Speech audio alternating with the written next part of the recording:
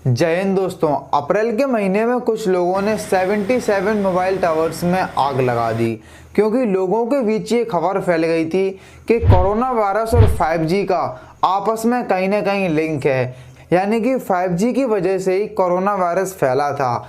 क्या ये बात सच है या सिर्फ एक मिथ है? 17 सितंबर को मैंने एक वीडियो अपलोड किया जिसमें हमने डिस्कस किया कि 5G क्या होता है, 5G कैसे काम करता है और 5G के क्या क्या एडवांटेजेस होते हैं। जैसे कि किसी भी चीज़ के एडवांटेजेस होते हैं तो उसके साथ साथ उसके डिसएडवांटेजेस भी होते हैं, हालांकि वो कम ज़्यादा हो सकते हैं। इसीलिए आज के इस वीडियो में हम 5G से होने वाले डिसएडवांटेजेस यानी कि कुछ कमियों के बारे में जानेंगे कि 5G हमारे एनवायरनमेंट पर कैसे अफेक्ट कर सकता है।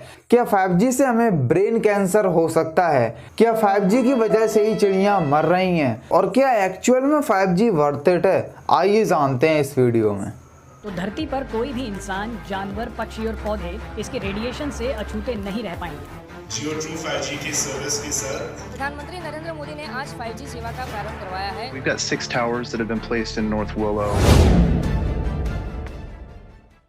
4G वर्क करता है 6 गीगाहर्ट्ज के नीचे की फ्रीक्वेंसी बैंड पर, वहीं पर 5G वर्क करता है 30 से लेके 300 गीगाहर्ट्ज की बैंड्स के बीच में, यानी कि 5G 4G की तुलना में बहुत ज़्यादा फ्रिक्वेंसी पर वर्क करता है। लेकिन ये दोनों ही इलेक्ट्रोमैग्नेटिक फ्रिक्वेंसी पर ही काम करते हैं, बस कोई ज़्यादा यूज़ करता है तो कोई कम यूज़ करता है। और आज के समय में 5G में यूज़ हो रही फ्रिक्वेंसीज पर काफ़ी कम रिसर्च अवेलेबल है। सबसे ज़्यादा रिसर्च हुई है इलेक्ट्रोमैग्नेटिक फ्रिक्वेंसीज पर, जो कि 4G 5G 3G तीनों ही इस्तेमाल करते हैं। तो हम जानेंगे कि इलेक्ट्रोमैग्नेटिक फ्रिक्वेंसी हमारे एनवायरनमेंट को और हमें कैसे अफेक्ट करती है। 2017 में हुई एक छोटी सी स्टडी ने ये पाया कि 1.8 से 2.2 के बीच की फ्रीक्वेंसीज हमारी स्किन से हमारे शरीर में एब्जॉर्ब हो जाती हैं, जो कि हमारे टिश्यूज़ को और ब्रेन सेल्स को हीट करने लगती हैं, जिससे हमारी ओवरऑल बॉडी का टेम्परेचर हाई हो जाता है और हमें हेडेक जैसी प्रॉब्लम्स होने लगती हैं। और ये टिश्यू हीटिंग की प्रॉब्लम एज के साथ साथ बढ़ती ही जाती है। लेकिन डरने की ज़रूरत नहीं है, क्योंकि ये टिश्यू हीटिंग की प्रॉब्लम बहुत शॉर्ट टर्म के लिए होती है और ये बहुत मिनिमल होती है, यानी कि एक टाइम के लिए शरीर का टेम्परेचर बढ़ जाता है और फिर धीमे धीमे घट भी जाता है। और मैं आपको बता दूं कि यहाँ पर स्पेसिफिक 5G की बात नहीं हो रही है, यहाँ पर 1.8 से 2.2 के बीच की फ्रिक्वेंसीज की बात हो रही है, जो कि 4G में यूज़ की जाती हैं। क्या इलेक्ट्रोमैग्नेटिक फ्रिक्वेंसी से हमारा दिमागी संतुलन बिगड़ जाता है?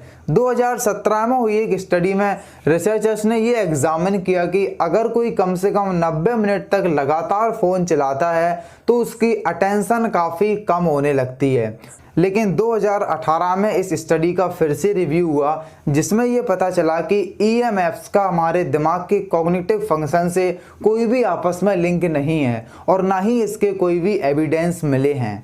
क्या 5G की वजह से हमें कैंसर हो सकता है? 2011 में international agency of research on cancer IARC ने ये स्टेट किया कि EMFs कहीं ना कहीं हमारे कैंसर का कारण होती हैं, और ये क्लासिफिकेशन 30 साइंटिस्टों के द्वारा किया गया था, जो कि अलग अलग 14 कंट्रीज से थे। फिर इसके बाद और भी कई सारी स्टडीज हुई जिसमें ये एग्जामिन किया गया कि EMFs का हमारे ब्रेन के साथ कहीं ना कहीं लिंक होता है, लेकिन इन सभी स्टडीज के हमेशा रिजल्ट अलग अलग आए हैं। तो कहने का मतलब ये है कि 5G में यूज़ हो रही फ्रीक्वेंसीज पर अभी ज़्यादा रिसर्च नहीं हुई है। रिसर्च अवेलेबल है इलेक्ट्रोमैग्नेटिक फ्रीक्वेंसीज पर, जो कि 3G 4G और 5G तीनों में ही इस्तेमाल होती हैं, और ये रिसर्चेस भी 100% श्योर नहीं है।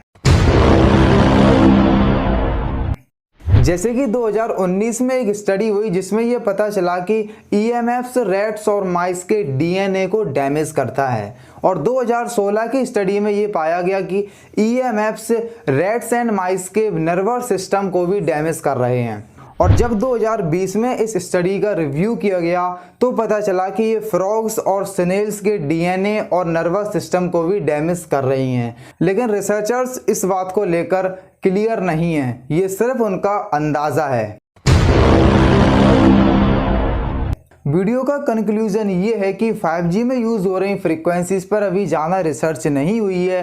रिसर्च हुई है इलेक्ट्रोमैग्नेटिक फ्रीक्वेंसीज पर, जो कि 4G, 5G, 3G सभी में काम करती हैं, और इन पर जो रिसर्च हुई है वो भी कंसिस्टेंट नहीं है। यानी कि रिसर्चर्स अभी लगे हुए हैं ये प्रूफ करने में कि इलेक्ट्रोमैग्नेटिक फ्रीक्वेंसीज हमें एक्चुअल में अफेक्ट करती हैं या नहीं करती हैं। यानी कि अभी 5G की वजह से ना ही किसी को कैंसर हो रहा है और ना ही पक्षी मर रहे हैं।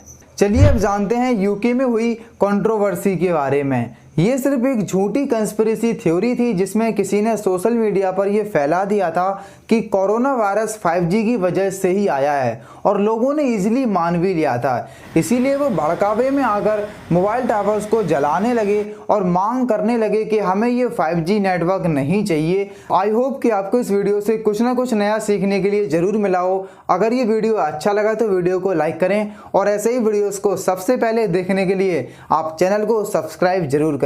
मैं मिलता हूँ आपको नेक्स्ट वीडियो में। Till then good bye.